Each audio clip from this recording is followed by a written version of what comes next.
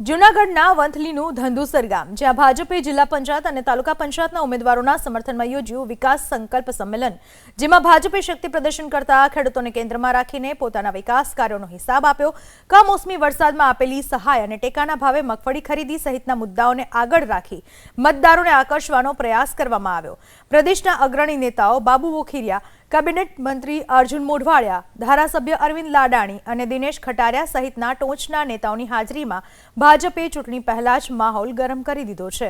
ભાજપના સ્થાનિક નેતાઓએ વિશ્વાસ વ્યક્ત કર્યો કે આ ચૂંટણીમાં ભાજપનો ભવ્ય વિજય નિશ્ચિત છે.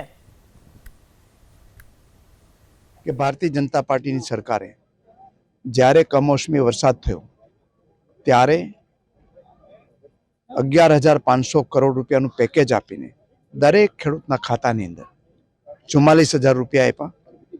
એ ઉપરાંત જ્યારે આ ખેડૂતના મગફળીના ટેકાના ભાવોની જરૂર પડી ખરીદવાની ત્યારે 15,000 કરોડ રૂપિયાના ખર્ચે 17 લાખ જેટલી ખેડૂતોની મગફળી ખરીદી અને આ રીતે 26,500 કરોડ રૂપિયા સીધા જ ખેડૂતોના ખાતામાં આપ્યા. કોઈ વચેટીઓ નહીં.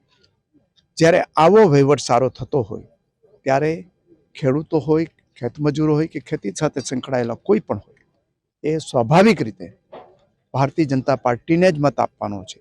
જનતા અત્યારે ભાજપ સાથે જોડાયેલી છે અને ભવિષ્યમાં પણ ભાજપ સાથે જોડાવા રહેવા માંગે છે, કારણ કે એ સમજે છે કે વિકાસ અને વિશ્વાસની સરકાર છે.